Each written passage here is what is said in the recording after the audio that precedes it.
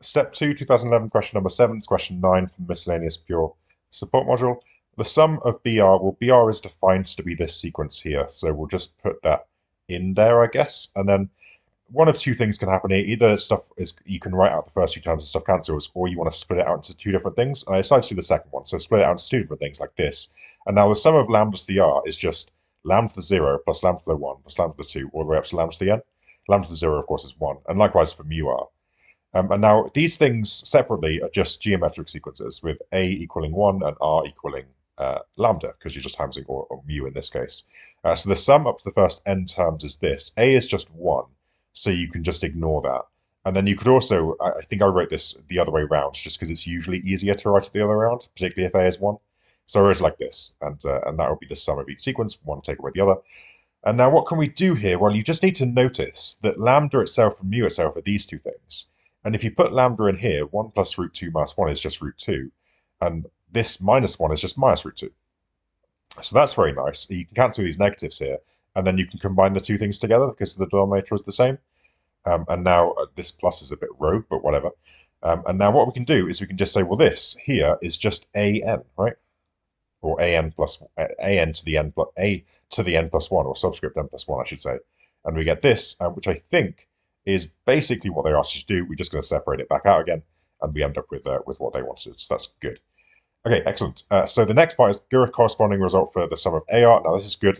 I work in PowerPoint. I know you guys can't, but in PowerPoint, I literally just copied every single slide until we got to about here, where this wasn't, well, I just changed these to pluses. That's all I did. Change those pluses, which makes that a minus, because the minus from there, which was there. And then we get this, which you can then just say is this, because that's bn plus 1. Good. Okay, so we've got those corresponding results. Show if n is odd, specifically if n is odd, this thing. Okay, so let's start with in here. Now we've just shown that this thing was this. That was the very last thing I just wrote on the last slide. So it's with an m because you're going up to m this time, but sure. Now we can factorize out the 1 over root 2. That's fine. Now we can't use this result in here because the m plus 1 doesn't match. So what I'm going to do is I'm just going to pretend I'm starting at m. And I'm allowed to do that because, of course, here I should be starting that the first time when you put in m is 0, the first time is b1. But if I just start here anyway, the first time will be b0, and b0 is 0, so it doesn't matter that I'm doing that. However, what does matter is at the top, where the last term here is when you put 2n into this. The last term is b2n plus 1. So if I go back to here, if I change it to this, I need the last term still to be 2n plus 1. So I need to change that to a 2n plus 1. So now we get to this, and yeah, then we can just put this result in here with n being 2n plus 1, which makes this a 2n plus 1 plus 1, which is a 2n plus 2. We can expand that out a little bit, and we'll get this, because a to the 2n plus 2 is itself this by its definition. And yeah, if we keep going with this, I factorized out a half from the entire thing to leave this. And now I'm trying to get to this here. That's what I'm aiming to do is get to there. And where is this n is odd business come in? How is that helpful anywhere? Well, what I said was, firstly, you need to notice that lambda mu is minus 1. Like, if you don't notice that, you're not going to make too much more progress. The idea is you need to get rid of this minus 2. And how are you going to do that? Well, by adding in some 1s somewhere. And this is where the 1s are going to come in from. Because what we can say is this thing here will actually just factorize to something like lambda to the n plus 1 plus mu to the n plus 1 all squared, as long as I take away some stuff to compensate. I'm actually going to do it the other way around. I'm going to put the minus in there because, of course, we're aiming for bn plus 1, which is the one with the minus in the middle. So if I sort of, it's almost like completing the square, isn't it? Where you just halve this one and halve this one down, I guess, and then you take away the square of it.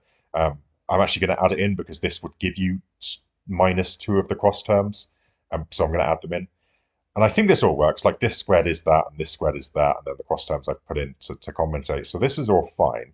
Now, how is any of that helpful, though? Well, because n is odd, which means n plus 1 is even. So this is lambda mu to the even, or lambda to the even, mu to the even. And of course, if you raise this to an even power, that's just going to become 1. So this is going to be a plus 2. That will cancel with that minus 2, and we'll be left precisely with a half b to the n all squared, or b to the n plus 1, I should say, all squared. And likewise, give a corresponding result when n is even. So actually, everything looks exactly the same, right? This is just, I'm scrolling through it because it is identical until you get to here. You do the same thing, except this time, what you can aim for is, well, I still want to cancel this -2. Last time, if I had a +2 there, like the thing is, because n is even now, this here is going to be something to the odd, something to the odd. So it's going to be a -1, which means that if I did exactly the same as before and put a minus in there with a plus there, this -1 would make this also a -2, and then it wouldn't cancel anymore. You'd end up with something nice to do with b to the n, and then like a -4 or whatever. But actually, it's even nicer if you do this instead. Factorize with a plus here, put a minus out here to compensate, and then because this makes a -1, you end up with a +2 overall from here. And so -2 plus 2 is 0, and you just end up with a half an all squared, which it sounds like to me like the corresponding result to this. So that seems all good as well. And now we get to the very last part, which is show if n is even, this, and then corresponding if n is odd. Let's start with this business here. So the sum of from 0 to n of AR is just given to us. We worked it out ages ago. It's just this. When we square it, of course, we get this, which is interesting because that's just what we worked out on the one of the cases was just that. I think it was the odd case. I think it was just that. So that's interesting. So let's just leave that there for a second. Let's think about this bit here, just this guy here. Now that's, or if you put in R is 0, you get A1. Put in R as 1, you get A3, and then A5 and so on. So this is just the odd terms of A. So it's just essentially lambda to the 1 plus mu to the 1 plus lambda to the 3 plus mu to the 3, and so on. Now, we could write these as just the lambdas first, then the mu's. And the reason I'd want to do that is because now I can do another geometric series here with my first term lambda and the ratio lambda squared. So using this formula again, first term lambda, r is lambda squared, we're going to get this. And how many terms are there? Just count carefully from 1 to 2n plus 1. Well, there's going to be n plus 1 of them. One way to do that is, the dumbest way to do it is just say, well, what if n was 4? Then this would be up to 9, and you'd have 1 to 9 is 1, 3, 5, 7, 9. That's 5 terms. So it's n plus 1 terms in total. So that would be the dumbest way to figure that out. Anyway, r is lambda squared, as we said.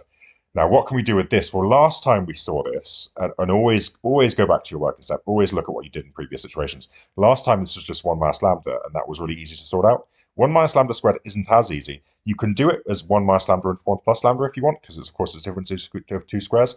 It's actually easier, I think. Oh, no, that's exactly what I've done. Cool, that's exactly what I did. Sorry, I actually forgot. 1 minus lambda, because 1 minus lambda and 1 plus lambda are quite easy. 1 minus lambda is 1 minus this is just root 2. Is it? Or is it minus root 2? Sorry, it's minus root 2, isn't it? And then 1 plus lambda is 2 plus root 2. And likewise, do the same thing for the mu's. And then if you expand, I haven't done anything to the top, by the way. If you expand out these root 2's, you end up with this. And what you can notice is that this here, I think, is just minus 2 lots of that. So this is just minus 2 lambda. And this here is just minus 2 lots of that. So it's minus 2 mu. We can cancel out the lambdas and the mu's here, and also use this minus to swap this over and write it essentially in the form r to the n minus 1 over r minus 1, which I probably should have done to start with, but this is how I remember the formula for some reason. So it's what I generally use if I'm not concentrating or not thinking hard enough about it. So anyway, we're down to here now, having swapped them over a little bit. And now what can we do here? Well, the denominator is the same, so just put them together, and we end up with this. And this looks suspiciously similar to something else. And always, I said it 5 seconds ago, didn't I? Looking at work you've previously done in step, let's just memorize this for a second. Half into the lambda plus the mu minus 2 with 2n plus 2's. If I go back a few steps, early on my page, look at this thing here. A half into lambda to 2n plus 2, mu to the 2n plus 2 minus 2. So this is all what we've got now. And we know if we continued, that precisely made this, as long as n was even, it made this. If n was odd, it ended up making this. If I go even further back, it's the same thing again, but it ended up making this if n was odd. So we can go all the way back to our to where we were, and we don't have to do anything from here. We can just say if n is odd, it makes this, and if n was even, it made that. And now we're ready to put these two things together for our left-hand side. We know this always equals this, and we know this apparently now makes this if n is odd, and this if n is even. So here are our two cases. If n is odd, This one was just this, because it's always this, and this one was also this, if n was odd, as I just said. So that makes 0. So I'm actually done with this. N is odd, you just make this equals 0. If n is even, you get this thing again, but minus the a one instead. And let's try and show that this is equal to 2. Well, how do we do that? There's a few ways you could try it. I just straight up put the b's and the a's in. So bn plus 1 all squared is just this thing, all squared, and likewise for the a.